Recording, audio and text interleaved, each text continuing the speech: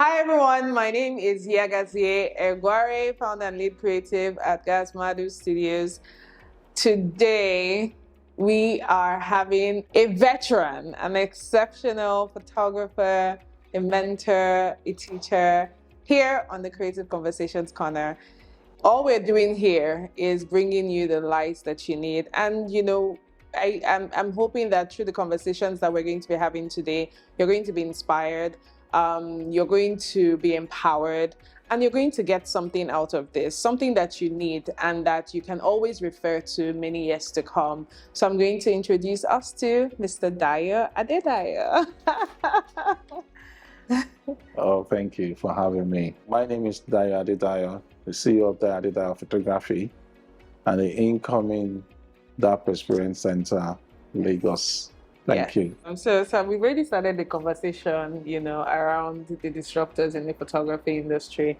Like I said, it's the Creative Conversations Corner, and you're the first person that we're having this way like this, and it's just such an honor and a blessing anytime I have, to sit with you and talk with you, and you have inspired me and been a blessing to me in many ways. So thank you, sir. Oh, thank you for having me. I'm humbled and honored. Okay, so you've been in the photography industry for, if I'm not mistaken, 29 or how many years now, sir? 36. 36 years. Wow. Well done, sir. Well done, sir. It's such an honor all the time. So just to take us back and briefly, what sparked your interest in photography back then? Can you really remember? Not how you started, but what sparked that interest? But that's pretty straightforward, simple story. I turned 18 and my sister gave me 110 format camera. Do you know the 110 camera? No, I don't. There you go. Yeah, so there's going to be a museum and a gallery where you see all the formats of camera. They are the long cameras. Oh. Yeah, the picture quality is lower than 35 mil. Right. Yeah, so I'm a shy person. People don't believe me.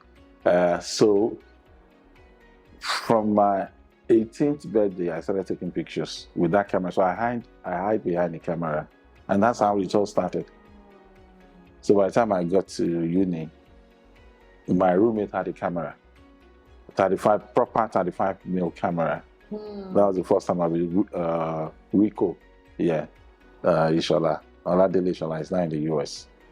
So I started using his. He doesn't know how to, but I know how to. And that's how. So all my pocket money and stuff, buy films, print. So all I did just for our pictures. So all my friends from the age of 18 till now, I have all their pictures. And God has been kind to me in a way. I think I got that from my mom, really. I keep things, I don't dispose things off. Wow. So most of those pictures I have, not the negatives, but the actual pictures themselves. I have not the negatives, the actual pictures themselves. Yeah, yes. So that means you must have a really robust archiving, super organized archiving system. Yes. I traveled. If I haven't traveled, I think they must have disposed those negatives when I traveled. If I haven't left Nigeria, I will definitely have those negatives. So back then, what were the things that what were your greatest influences? What were the things that influenced, how you created, how you took pictures, the things that you did? Just personal pictures, nothing extraordinary. Nothing outside. Having fun, going out with our friends, taking pictures, and just that, really. Nothing extraordinary from that. Right. Because I never knew I'm going to, then my first life, I was an agriculturist. So I never know this is what I will end up doing. But I was just taking pictures, going out. There was nothing like documentary that I don't know. Apparently, I was documenting our lives in those days. And here we are today.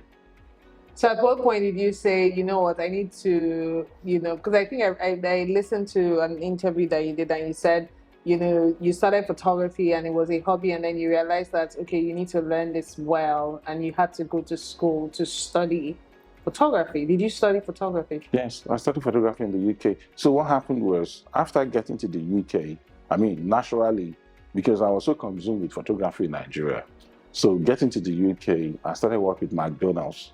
So my first paycheck, I used it to buy a camera, Zenith camera, Russian cameras in those days, less than £100. But it comes with a 35 mil, 50 mil, then a zoom lens, I think up to about 180 millimeter lens. So you have everything packaged together. And then in Russia, because of the economy, £100 in 1987 was a lot of money. So I started taking pictures. By then, I stopped taking human beings. So I started going out to do landscape. So if I should bring out my negatives, because those negatives I still have them from 1987. Oh, wow. Yes, and those pictures, all very well kept. London have changed completely from what it was in 1987 to now, so that was when it started. Then one day, a friend of mine, Dad, you did this thing as a professional. I said, yes, now that's what I did, and boom, I got my first job. People started inviting me, calling me, blah, blah, blah. Then I was very well known. There's nothing weddings. I was social photographer. So I started with social photography, weddings, christening, birthdays and stuff, Then someone changed my mentality. Joe Bulaitis, the guy would have passed now. If not, he would be in his 90s or 100. His studio was in Islington, North London. I was at a wedding that he came for. And the way this guy dressed, the way he was taking pictures, he was using a medium format camera. So I felt so dejected that, oh wow, I was using Canon AE1. Canon AE1. Was it Canon AE1? Yeah, Canon AE1 was the most expensive 35mm camera in the 80s. It was the first automated 35mm camera. Before then, you have to use your hand to wind, but AE1 was the first programmed 35mm camera. I was using that, and I said, what kind of camera is this? And it's part of what made me who I am today, because I critique myself a lot, and I want to learn. I don't believe I know. So anyone I see that is doing better than me, I'll put myself down to learn. Even if you're a young guy, I don't care. So after seeing Joe Bulaitis at that wedding, that's when I said, oh, Dayo, you have to go to school. And thank God I took that decision. And then I was charging peanuts, maybe about £150 or £250, and went for my BTech national diploma. If I had gone to university straight, I won't be Dayo Adedayo today. My national diploma at Westminster College, Battersea, changed my life completely, because by the time we got into our first year, we didn't even touch camera. The best I got to camera then was biscuit tin that we used to make pinhole photography. Wow. So it was like learning the history, the process from 1885 or 86, the first photo shot in France, which was about 10 minutes exposure. And the only person in that picture was someone polishing his shoe. And you have to be static. And because it was a 10 minutes exposure, of course, there's still some movement in between. So that was the first person to be photographed ever. We did that? I've forgotten the name of the person now. So we went through the history of photography, why it is important. This is more theoretical than practical. So by the time we get into our second year, when we have to hold the camera for the first time, we were taught film flash. Boom, that changed my life. I was charging, by the following weekend, I now started charging £750. From 250 to 750. Wow. And that even gives me more jobs coming in, because now I know what I'm doing. Unlike putting the camera on program, flash on program, if the camera doing the work for you. Now I'm the one telling the camera what to do for me, Wow. So that changed my perspective. And of course, after finishing my ND, I was charging about 3,000-4,000, and here we are today. Wow. Even at that time, because I would say even till now, I don't even think there are still some people that are so good, but they are not even able to command that much, even as much as 900, 700 pounds, for the lot of work that they do.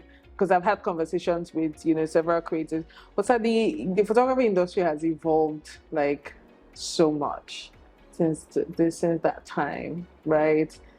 It has always had a low barrier of entry, but I think now it has even increased because, technology, the advancements of the camera, phones, right? What has kept you relevant for up to 36 years? So I think that's one of the things that people get concerned about, creatives, photographers, like, how long am I going to keep doing this?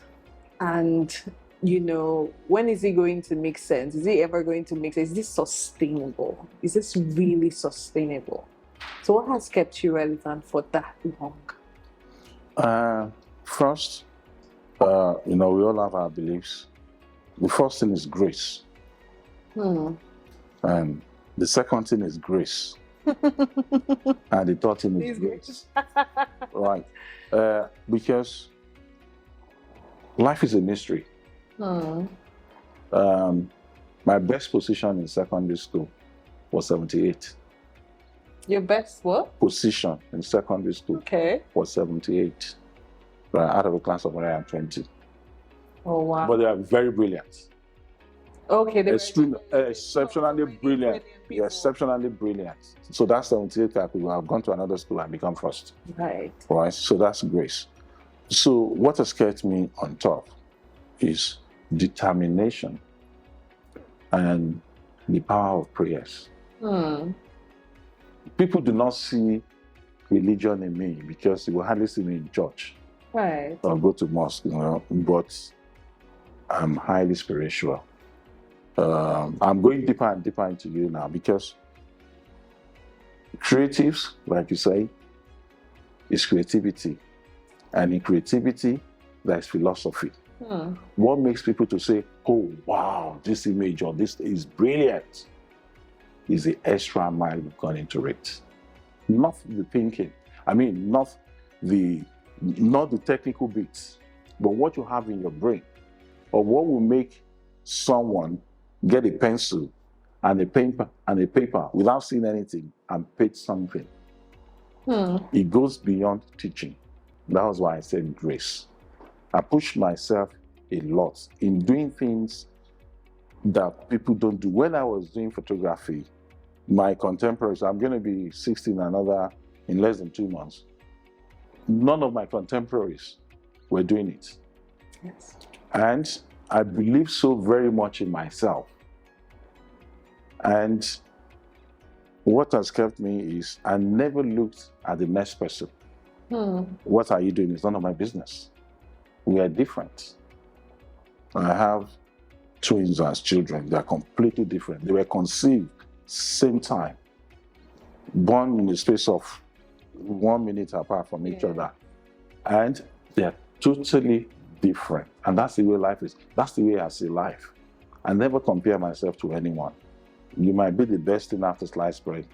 I'll be very happy for you. And that's why I tell people, I'm a sinner. I won't say I'm a saint, but I'm always happy for everybody. So what has made me to be who I am today is grace, the philosophy of thinking outside the box. Because the moment you keep doing the same thing like every other person, we all be like rice. If this studio is filled with rice, you cannot differentiate one grain from the other. But should a grain of bean or corn drop into it, you easily see it. So I don't follow trend. Even when I was in the university, I got knocked off a lot. But at the end of the day, because we don't sit for exams, what we do are practicals. You will know what you are going to do from the beginning of the semester to the end of the semester. To the end of the year. You get everything you're going to do. So what's now left for you is the time. If you submit 1 minute late, no matter how good it is, you will fail. You can't get more than 40. So during our practicals, the lecturers will say, no, Dayo, do it this way. I'll do my own differently because what I'm seeing is different from what they are seeing. But when we come to critiquing ourselves, it's a different ballgame entirely. People now say, oh, wow, how did you manage to do this? How did you manage to do that? So for me, I don't look at other people's watches like Yoruba people will say, you don't look at other people's timepiece to set your time because the guy might be setting his own time to Californian time or New York time. They're different times. So there is a season for everybody. Now that we're going into the rainy season, just some few weeks ago, it was hot as hell. And that's the way I see life. So what has kept me to be consistent, to be good at what I'm doing is grace, different, and in coming to Nigeria, which is really, really pathetic, and we need to popularize this. Your thinking is your reality. If you are thinking of someone, if you are thinking of calling someone or thinking of someone now, if you don't call that person within 3, maximum 5 days, that person will call you. Then go to another space. If you curse the land that you walk upon, that land will not bless you. A lot of creatives. I'm coming to photography now because you have to be philosophical in this job. If not, you will struggle for the rest of your life. Wow. A lot of creatives, most especially in Lagos, what do? Makoko. If they've not photographed Makoko, they are not photographers. Nigeria is bad. Nigeria is this. Nigeria is that. I don't belong to that school. To me, Nigeria is a land of milk and honey. There's too much money in Nigeria if you're looking for money. I didn't set out to look for money. If I tell you today that I set out to look for money, I'm lying. All I'm looking for was success. I want to be successful in what I'm doing. And there is a song, I still sang it this morning, that I sing when I'm in the bathroom. Sung by Kolintin Ayinla. If you are Yoruba, you don't listen to Barrister, Kolintin, Ebenezer Obey, Ayinla Omowura. It will be very hard for you to be successful in life. And that's the truth. Because these guys are philosophers. And I will single out Ebenezer Obey, who is a god with a lowercase g. Unfortunately, because we live at the same time, we do not respect him. We have Shango, Obatala, all these gods, Ogun, and all of them. They're also human beings who did something exceptional in their lifetime. Ebenezer Obey, if you listen to his songs, and the barrister that died, if you listen to all their songs, and you let it sink into you, you will have goosebumps. The song that I sang always was Kolintin Ayinla. Èdùmàrè jẹ́ kí n bá wọn là, kí n bá wọn nílé lórí. Èdùmàrè jẹ́ kí n bá wọn là, kí n bá wọn nílé lórí. Má dojú tì mí láàrin ẹgbẹ́ mi, má sọ mí dà lárùn ẹ̀gbà tí wọ́n wò tí kì í tán. What is he saying? Please God, let me be successful to build a house. Don't put me to shame among my friends. Don't turn me into a leper that they will kill and the leprosy will still be there. Wow. Right? I see Nigeria as a land of blessing. The Makoko that you are going to, everybody knows Makoko. Have you been to Damasak, the sandals of Borno, to show people, to say, no, this is Nigeria? There was a picture I took in Borno State, in Kalabage, a lone tree, that I think the last man standing. Only God knows what that picture has given me. I still saw it in one of my boss house yesterday. The Lord is my shepherd. Because how could a tree survive in the desert? So the more you see negativity on the land, on the environment where you are, the more your life becomes negative. Wow. If you don't believe me, Look at your immediate families. I'm not saying look far. Look at your immediate families. The ones that complain most. Even when you tell them the sun is coming out tomorrow, they will still find an argument around this. They'll say, but how could the sun? The sun will not come out now. Look at their lives. Their lives is miserable. So I try as much as possible to move away from friends who are always a little consumer. I moved away from them because otherwise, before you know it, you get sucked into what they are doing. And at the end of the day, your thinking will be different. Wow. So what has kept me all along is God's grace, the ability to be able to think, and my mom. If you have a mother, if your mother is still alive, do everything you can to make her happy. Wow. There is no pope, no prophet, no bishop, no reverend father, no babalawo, no juju man can pray for you more than your mother. Wow. Our prayers will take you to places. And that is why in Yoruba land, Yoruba people have known about DNA long before you go discover DNA. In Yoruba land, when you go to juju man, they won't ask you for your father's name because you might not be his child. They'll ask you for your mother because then there was nothing like surrogacy or anything, you know. Once your mother gives back, at least the father might not be the father, but the mother, you know. So I try everything humanly possible to worship my mother. Whatever she needs, even if I don't have it, I will go out of my way to make sure that I get it for her. You know, so all those little things, it's part of my philosophies of life. Yeah. And you have to, something should trigger you. Because even when I started doing social photography in Nigeria, what I was earning then, that's why people are still getting it today. Because if I just oppose what people were paying for weddings there, 5 million, 10 million, 20 million in this Nigeria. How many years ago? 15, 20 years ago. If you exchange it to dollars, then that was a lot of money. Yes. You know, but then is the grace. And then one day I woke up and said, I'm not doing it again. Wow. Because I do not see any future in it anymore. If I haven't stopped then, probably I'll be in serious wahala today. I won't be able to talk like this. I just stopped one day to say I'm not doing this anymore. One day I just said, no, I'm not doing this anymore. And people were funny. I said, no, I've stopped doing it. And one thing I don't do is to contract me to take your whatever, your events, and I'm not send someone. Somewhere. Yeah. I did it once. And I don't think I'm going to mention their name.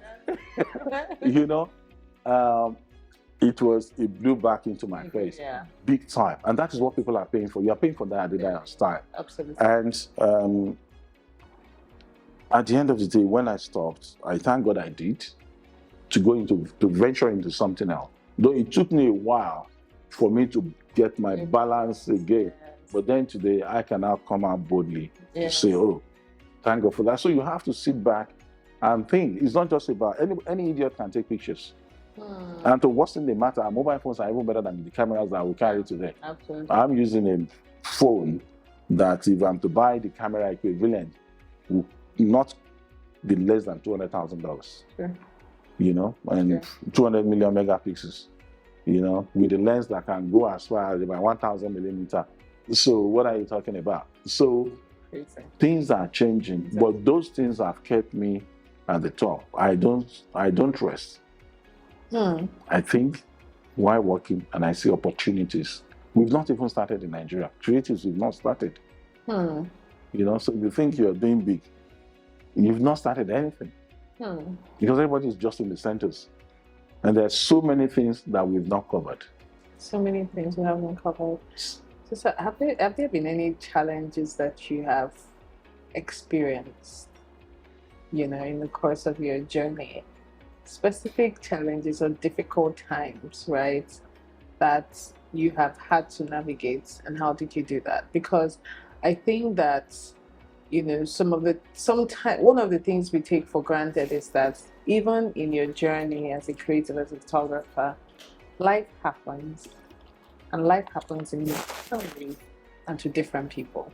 Sometimes it comes, sometimes they shock, sometimes it's this. So I think that because we're in a profession where sometimes it's lonely because it's all about you, it's all about that. Some people go through things and seasons, and because they don't, they're surrounded with a lot of people, it almost knocks them out, right? You see someone that is really good, and then all of a sudden you're like, okay, I'm not seeing this person anymore. Have you had to face any challenges at all? No, I'll be lying to you if I say there has been no challenges. Like Ebenezer always sang,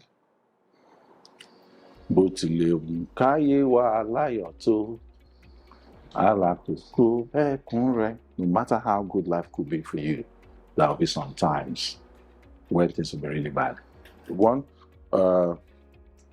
is financials, because at times it will be as if you are fighting against the wind. It's a battle you can't win. Emotionally, if you are married and the money is not coming in, there was a time, it was a very sad time. Maybe I'll put that in my memoir, when my friends gathered on me, then that if this thing is not paying you, why not just go and do something else? And that's just the truth, and of course, if your spouse doesn't believe in what you were doing, that's another thing, because no matter how strong a man is, no matter how rich you are, there is still that woman that can press your mumu button. And once that is not there, you are dead. I had that emotional thing.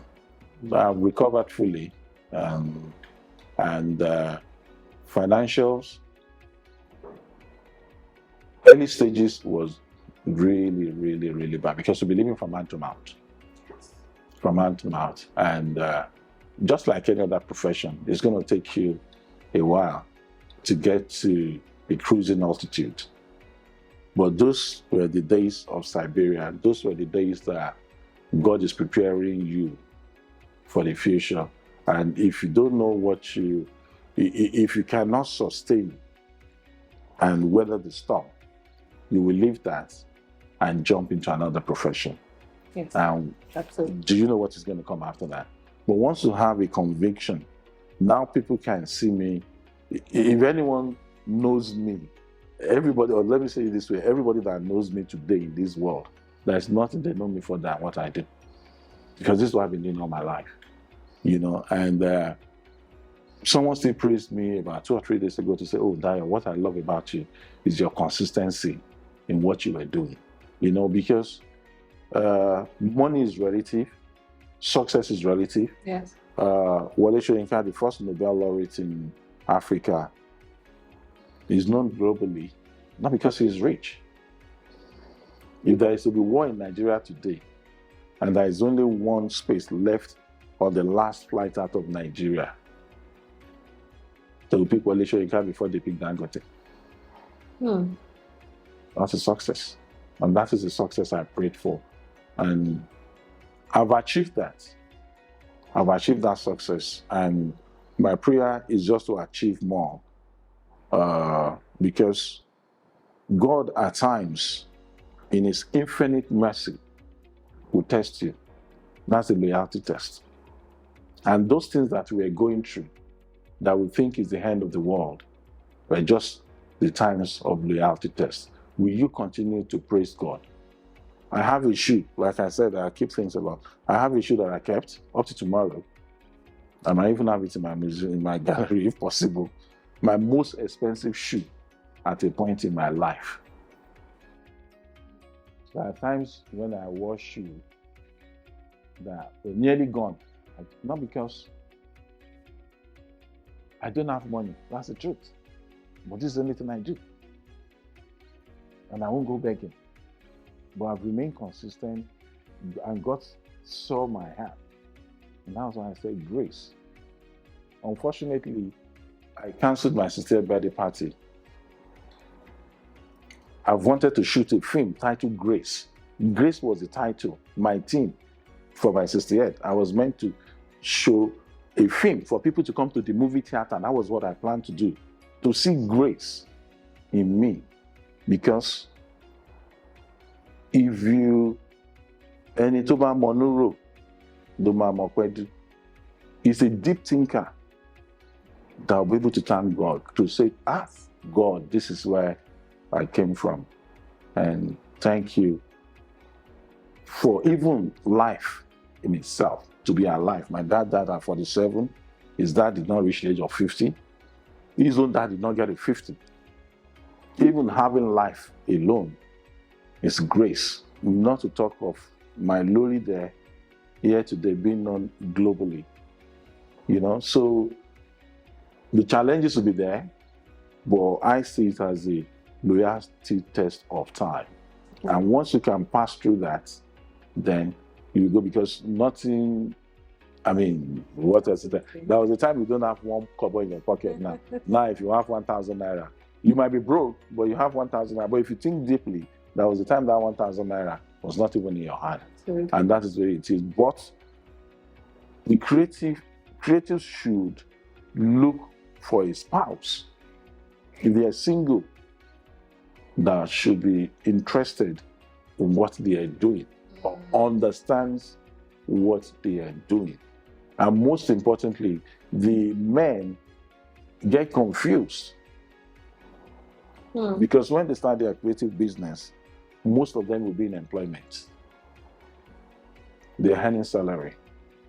So because you're earning salary and you're doing part-time job, being a videographer or a photographer, you think you're making money. The day you resign from that employment, that is when you know that job is not giving you money. You know, so you should have a spouse that should understand, or sit your spouse down. Let your spouse knows what is coming in and what is going out. Because aside from finances is the time. We have security challenges in Nigeria now. In those days where things were really relatively peaceful, I can just wake up at night and say, because something will just come up and let me go and do it now. I mean, there was a picture I took in Buguma in River State. At 6:30 a.m., people had said, Dayo is dangerous. I said, no, I'm only going to take pictures now. And it turned out to be one of my best work in River State, you know, because things will just happen to you that you have to just go to. If your spouse doesn't understand you, be a woman or a man, they might think, you're having extramarital affairs. Even though creatives generally, they are flat. Men, I don't know about women because I'm a man. Because you work with the opposite sex most of the time. And when I was doing my own, probably when I open my gallery, I have to be doing some talks once in a while. Yes. You know, to motivate these young people, because women are the best thing God has ever created. And if you don't understand them, you'll find yourself in trouble. But generally, yes, I've had challenges of finances, pocket being dried. I've been arrested several times by police in the course of my line. Friends, I've been saying also, because your friends that knows you, people don't know, they can't say anything bad about you. But I was persistent. And that is what brought me to this place. Money, marriage, tough. Yeah. Very tough. Very, very tough. Yeah, I imagine. Very, very tough. Thank you. Thank you for sharing that, sir. Seeing that, I mean, you talked about what has kept you relevant, you know, this many years. And, you know, I can't help but think that, you know, because the industry has evolved, right? What would keep someone who is starting today, or who is probably 5 years or 10 years into the industry today, for the next 30 years or for the next 20 years, might be different? What would you say that, you know, younger creatives should pay more attention to? And beyond the skills, beyond the ability to create images, what do you think, what would you say that we should be more sensitive to, you know, to better position ourselves for, you know, the evolving world? Two things, actually. One is education. Most creatives in Nigeria do not have the formal training in the line of business. They pick it up as a hobby, or they see someone doing it and they wanted to do it and they started reading by themselves. There is a difference in you going to class, sitting in front of someone who studied this thing. Your technical ability will change completely. That's number one. The number two, the major challenge we have in Nigeria with creatives is business. They're not business minded. They are consumed by their aperture, by their ISO, by the lighting. Oh, this is, they have to pay the key highlights, you know. It's not, oh, let's put in more light into this, you know. That's what they're more interested in. Meanwhile, the market did not see what you were doing. So you have to come up, you have to think beyond the lens. Hereby, you have to think of your accounts. You have to have a book that I've heard you say that like almost 10 times. Beyond the lens. Because the truth is, most of creatives today are graduates. Yes. In my time, those who were doing it were primary school graduates, not even secondary school, because the primary school of those days were far, far better than what you have HND or BSc today. I can tell you that for free. Mm-hmm. So to go to secondary school in those days was very competitive. And because there is no money, people think there is no money in Nigeria. There has never been money in Nigeria. So just put that aside. So what they have to do is education. There is a friend of Demola Olanira, Simeo Gidan, because all the junior ones, all my mentees, right? The only thing I preach to them is education. And Demola being number one, the training Demola got in Germany was what changed his life today. If he's here, I'm sure he will confirm with you. When Simi got to New York to go and study photography, and we met, he said, Uncle Dayo, thank you very much. There is another guy, one of my mentees, who is now a PhD holder. He was working with Glow. What's his name now? Sugar. I've forgotten his name. He's my very good bro. Yeah. You know, on getting to the UK, he can't stop thanking me. I met his dad recently, you know, Tunde. Did you hear me? No, Tunde, I've forgotten. His first name is Tunde. I've forgotten his surname now. You know, and education is key. You think you know. The truth is you don't know. Wow. Because what is disrupting the creatives these days is technology.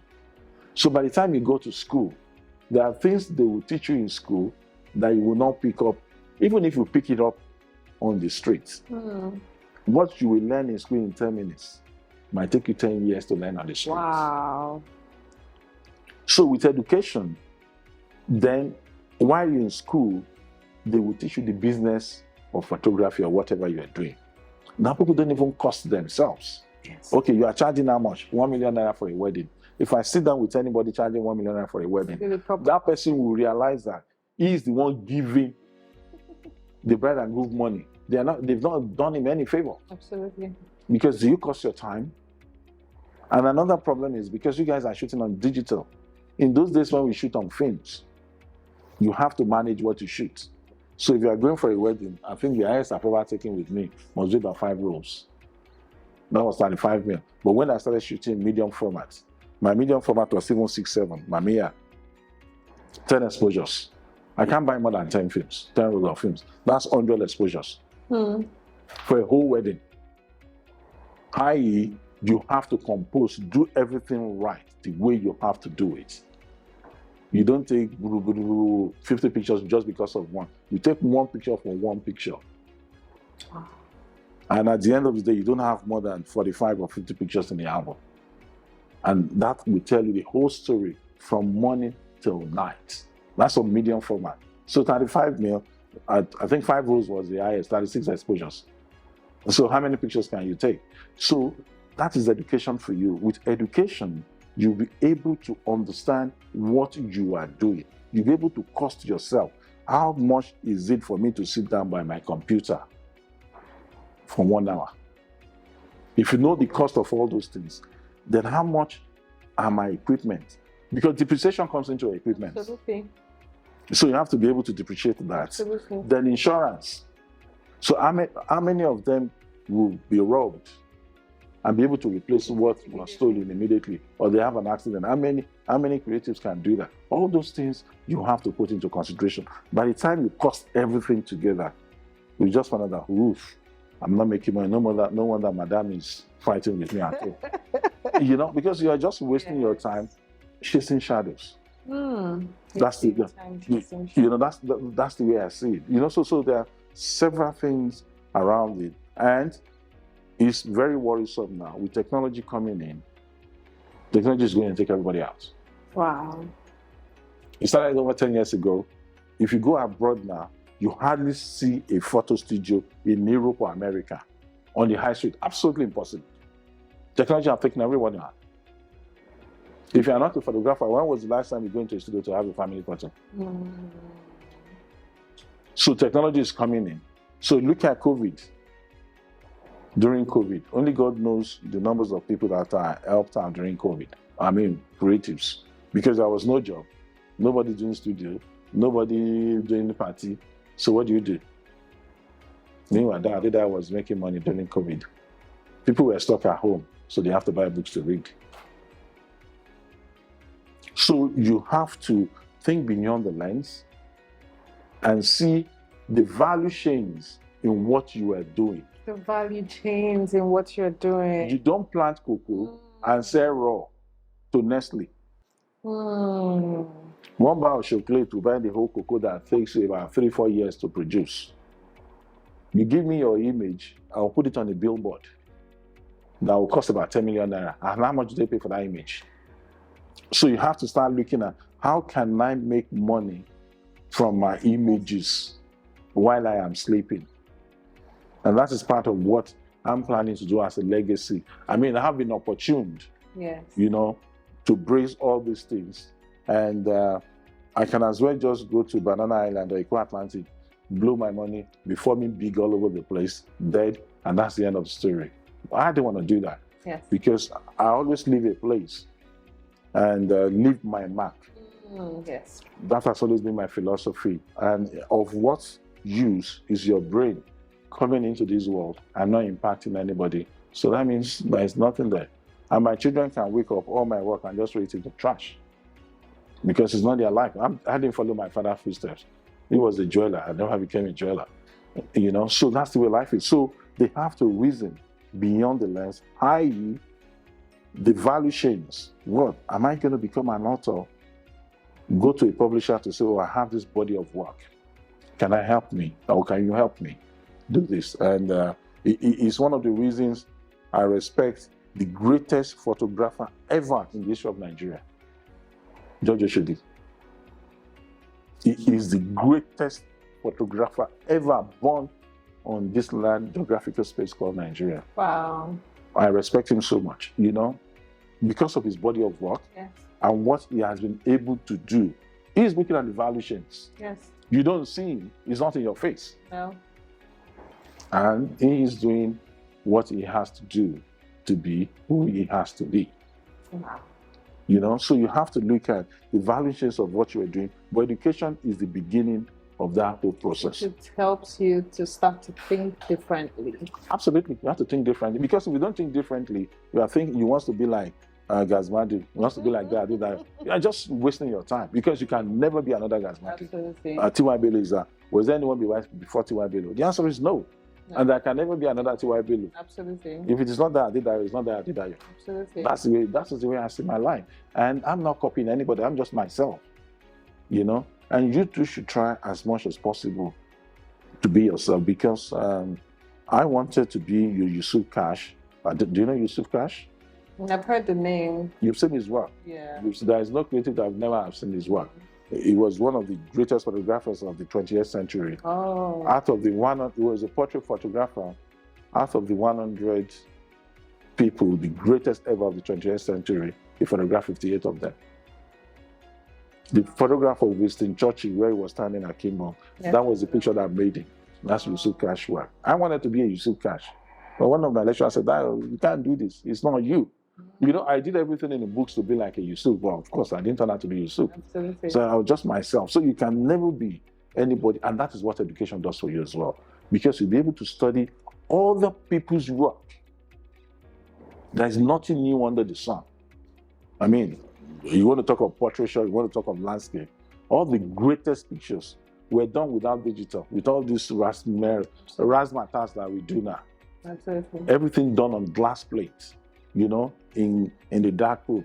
But when you go to school and you study all these people, that will even change your ways of thinking, your ways of doing things, to say, oh, so this is how it is done. Yeah. Rather than just going through the narrow part of, oh, I'm looking at this guy. Oh, I want to be Bayo Mongolia. I want to be the one around. You know, it doesn't work that way at all. So good. Thank you so much. That's so good. I mean, we have to close by even talking about the gallery. I mean, you know, you talked briefly about it, about, you know, what one of your life philosophies is leaving a mark. And I think it's just, you know, from the time you showed me the prototype and just looking at the progression, and it's almost ready. It's just mind blowing, you know, what is about to hit us. Thank you. Thank you. So, can you share, like, why was it important for you to do that, and what impact do you see that having in the industry? The reason is nobody's going to be here forever. The only thing that is certain in this world is death. It's not certain you're going to be rich. Wow. It's not certain your life will be better. But the only thing that is certain is you will die. Once you are here, nobody's living here alive. And it's something I've been thinking for the past 21 years, written down, you know, so when the opportunity came, because for me, what's the point of me being rich? Yoruba people will say, "Olowo kan laarin otoshi mewa, otoshi náà ni."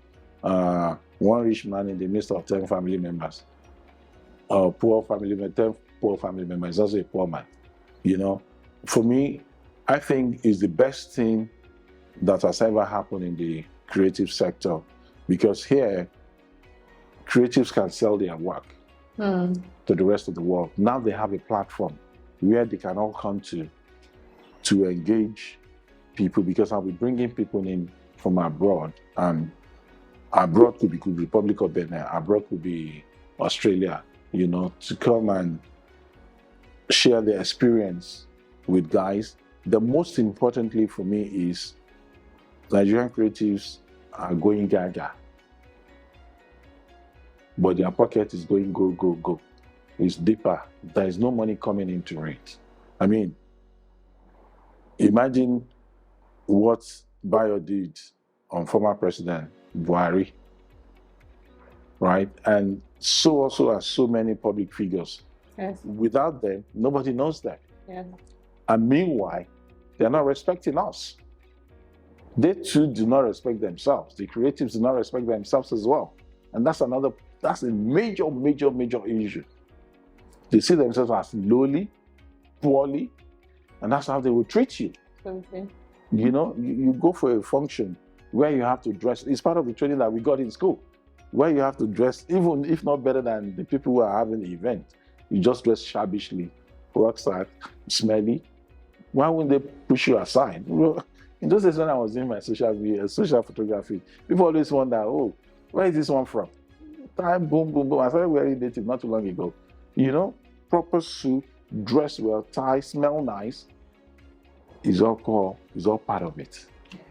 And that's what people are paying for. Yes. You don't want to charge that much. And now come as a poor guy. And then I will tell people to come and meet me. So when you see my dwelling, it's a different ballgame entirely. Absolutely. Absolutely. So it's all part of what you are paying for. And that's the way it is. I learned from the best. So the gallery is for creatives. Advert will soon go out to submit your work with your lawyer. We have our in-house lawyer as well, because we have to sit down, draft laws. And what we are doing is like Amazon, because I sell on Amazon. So what Amazon does is immediately someone buys your products, you get a notification. It's real time. Real time. Yeah, you get a notification of who bought your product, where the product is going to. So that's what we're doing as well.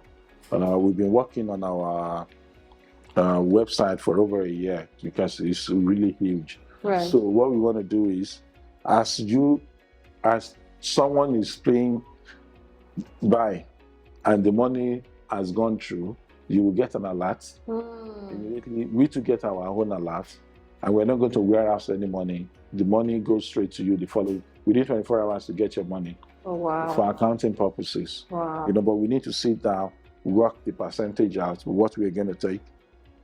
My belief is 10% of something is better than 100% of nothing. Absolutely. So you can be sleeping while the idea is making all the efforts to make sure you sell. And because there is nothing like that in the country, we have a platform where everybody can now shine. Part of what we're going to do as well, the memorabilia I wanted to do myself, but now I'm throwing that out to help creatives as well. If you can use your images to create memorabilia that will be selling. What's a memory? Memorabilia, merchandise, car fridge, face cap, t-shirt, all those things, that damn everything, that we can sell. Over 400 of that will be selling in different formats. Even sunglasses, wristwatch. If you can come up with anything, as long as it meets our standard, we will sell. And as we are selling, we are making money. As I'm talking to you now, right now, there's no way you can go in Nigeria. I'm not talking of Lagos to get those states. I agree. So we are doing something that nobody has ever done. Yes. And my mom would say, if you do something that nobody has ever done before, your eyes will see what nobody has ever seen. Wow. So I hope my pocket will see what no photographer has ever seen before. So for me, is a platform for creatives to make money. Is a platform that will enhance everybody. But most importantly, is for the love I have for this country. Because it's going to be your first point of call if you are a tourist in Nigeria to come to visit Nigeria, or if you're in Nigeria, if you're a Nigerian, is your first point of contact. Why? Because you can travel from Abia State to Zamfara without leaving the comfort of our building. Then there's another room, which is a boat room, where our first stop is Marina. So you take your boat from Marina to anywhere that is waterways in Nigeria. So you get into the creeks and you'll be hearing the birds chiming all over. Then there could be thunderstorm around the line, and there could be rainfall, and water will be dropping, but it will now. They've done it in such a way that it won't drop on you, but you will see water drop, and you will feel the effects of rainfall in the boat while you're in the boat. So that, to me, is something that is the beginning of a journey. I believe someone somewhere along the line will have a better understanding, because I'm not a brilliant student, but you will have a better understanding that will be able to set up something bigger. Of what benefit is it to me and my family? I visited you once. Because my house is really lovely. Let's go and do a weekend there. We go. Then at the time, we come and do 1 week. You still accept us. 1 month. 3 months. Ogbeni, what's happened? That's what we're doing to ourselves in Nigeria. When I say we want to jackpot. Which buttress my point of costing the land you're working. You want to jackpot to a country that you believe is good. Even before you set foot on that country, you believe the land will bless you. So that land will bless you. If you still carry that belief that land will bless you, but on getting there, if you start thinking otherwise, you will become BLB in Yoruba parlance. Boshelo Lobo. The way you go is the way you will come back. So we have no other country but Nigeria. And nobody is going to fix this country for us but us. So in my only the only way I can do that is through visuals. Because I've seen the beauty of Nigeria. I've been to several countries across the globe. And I believe Nigeria is the most beautiful country in the world. And there are several places, things in Nigeria that we don't value. Unfortunately for us in the country, the few of us that are opportune, just few, negligible, tiny percentage that are opportune to go to school are the ones messing this country up. Because we are not honest. We are not honest to ourselves. Just a fraction of us are the ones that are lucky to go beyond secondary school. A vast majority of Nigerians do not have that kind of opportunity. So for me, Nigeria has been kind to me. Nigeria has been good to me. So what do I have to give back to Nigeria? Just that. I can just use my money to be doing things around town. I don't know anybody, but at the end of the day, how will I feel inside me? My joy is for me to see Nigeria out there, for people to be fighting to get Nigerian passport, which they are doing already. But we Nigerians do not see that. I mean, I was in Doha some few months ago. On my way back to Nigeria, 80% of the people on our flight were non-Nigerians. White skin. They're not coming to look at Babish or see what is going on the Lagos Calabar Road. Yep. They're coming here to make money. Yeah. Thank you so much. You've really shared a whole lot. And I'm sure that anyone watching this video is going to get, a lot from it. And, I'm very excited about the gallery. It's launching. We're launching the gallery in December, but the building itself will be ready in June. Okay. But of course, because of the digital component, where you can travel, the staircase is digital, with pictures coming up, Yeah. And the building itself, I pray and hope, is going to be one of the iconic buildings in the country. Yes. The design is different. Yes. You can't put what there is it. And there is another thing that I wanted to do, not just the gallery alone. It is part of me to make my country better. I want to take over the whole street, landscape it with trees. So in another 5-6 years' time, it becomes a boulevard with the canopy forming with the trees, street light, everything done. Then there is this huge sign in front of our building. I love Lagos. So young people can That's come. Already it reminds me of, there's a place in Ghana that has that I love Ghana. Yes, and I don't think there's any place, even I love you in New York, I don't think there's any I love Lagos. Yes, so no, that's not. So I love Lagos, where people can take pictures. And our building is going to be like Times Square, because we have 2 buildings wrapped with LED. Okay. And the ground floor of the building is glass. So inside the glass, videos will be playing 24/7 so good. Of cities, towns, and villages across Nigeria. Just to promote this beautiful geographical space called Nigeria. And the more we appreciate it, the more our life gets better. That's the way I see it. Yeah. And my life has been better and better and better. I have no other country than Nigeria. And I thank God for making me to be a Nigerian. Now, when I remember Ebenezer Obey's song, I sang in the 70s, "No place is like my country. No, no, no. Yeah. I remember the sunshine, praying for all our forest." I'm a fan of a religion. So for you now, right? What is more for you? Like when you think of, because I feel like at every stage there's always a desire for, for someone younger, it's like, oh, I can't wait till I'm blow. I can't wait for when this, looking forward to when, but you're at the stage where you're creating legacy work and all of those things. What would you describe as more for you? How at this stage, how do you keep yourself in that place of still, I wouldn't say relevant, but just not retiring? I don't know, yeah. No, I can't retire from the job. My role model is David Attenborough. He's going to be 97. So, no, I think he's 97 already. And he's still working.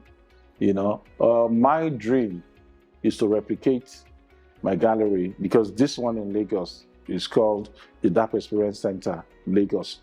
My dream is to have it across Nigeria, right? Then take it out of Nigeria and go to Africa. That's my dream. That's why I'm working with my team. And the truth of the matter is, Africa is the last frontier. We are still a developing nation, so there are opportunities all over Africa. Yes. And if you come back to Nigeria, I keep telling people, this is a land of make and money. There's still a lot of work to do. I've just started, but once the gallery is ready now, I will hardly be there, because I don't make money sitting in one place. Right. I make money taking pictures all over. And once the security challenges are subdued, because when I was doing my Nigerian project, there was no drone. I have to air helicopters in some places. True. Now, drones is there, and I have several things I wanted to do.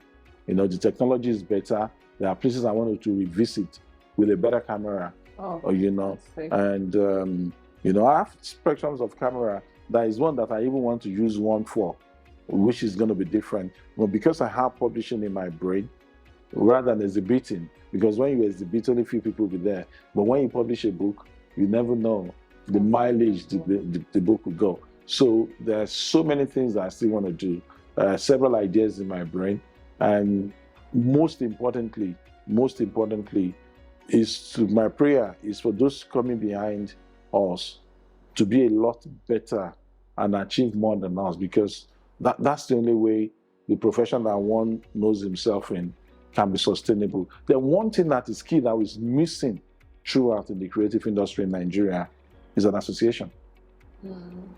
We call ourselves creative creatives. Nollywood people have been able to come up with an association. The musician has been able to come up with an association. Okada came in just yesterday. Okada have an association. Taxi drivers association. Photographers, videographer, zero association. Because everybody is trying to be, you know, without that, there is no way we'll be able to do most of the things we need to do. If you take your camera today to say you want to go somewhere to photograph, you'll be arrested, detained. There's nobody to speak on your behalf. And without that, we don't have an association that will go to National Assembly to lobby the legislatures to say, you shouldn't be arresting these people. They are marketing the country. I mean, look at the guy that did the Third Mainland Bridge. When he was arrested on the Lekki-Koiling Bridge, what is he going to do with the bridge? What will he do with the bridge to start with? Yeah. What will the video do to the bridge? Bridge that is all over the place, in pictures, in movies and stuff like that. So what will the video do? But because there is no legislation, there is no organization that will come together to say, okay, this is where we are. And that is why guys are poor. Because if you look at the NBA, the Nigerian Bar Association or the Nigerian Medical Association, there are things, there are ethics that you can't do. So someone can come up and say, oh, he's charging 10 naira. Meanwhile, you that spent years to do the training and stuff, we say, oh, he wants to charge 1,000 naira. I mean, pulls apart. But if you have the association, that will put more money into guys' pocket, because now the association will say, don't go below this. And in doing that, then again, is insurance. Look at the older ones. They can't work anymore. They are poorer than the church rats. No insurance, no association to take care. Because if you have association one, what association does is you have a network of friends. Yes. Then you can have insurance somewhere. Some people will come from, be paying money into it. So when you retire or anything happens to you, like an accident or anything, the association will take it up. In the absence of that, you just be wallowing in abject poverty, you know. So that's the key to me, and I hope and pray by the time the gallery is ready, there'll be a platform where people will come and say, okay, guys, we've been doing this forever. Let's do this. Not for me. I'm not even in that field of saying, oh, to be the chairman or anything, because I'm not an organized person, you know. But there are people who can do that on behalf of the creatives, but there are so many things that are still in the brain. Of course, you can't finish everything. Even if you're 1,000 years and you still have the energy, you still want to think. But my dream is to replicate the gallery across the country and bump into Africa. That is what we are working on at the moment. So good. Thank you so much, sir. Thank you for the privilege to share, you know, your journey, your heart, you know, lessons, and, you know, everything that's happening with the gallery. You know, thank you. It's always such a privilege and an honor to talk with you. And I know that the chance that we're going to have more and more conversation. Awesome. And even with this association thing, you know, I think almost everybody now that I've, you know, spoken with, you know, Auntie T.Y. or Greater Madi, everybody's still talking about. So it means that it is an actual problem. And something has to be done about it. It's not for us, actually. It's for the younger ones. Yes, you know, something has to be done about it, because you know, and one thing that keeps, you know, that is always in my mind is like, so what to be done about it, right? Who are the people that can take it upon themselves to say, you know what, I'll put myself in the line and ensure this happens. I believe government prefers to deal with organizations, yes, more than individuals. That's the only way you can progress. Yes, Otherwise, yes. nobody will listen to you. Yes, yes.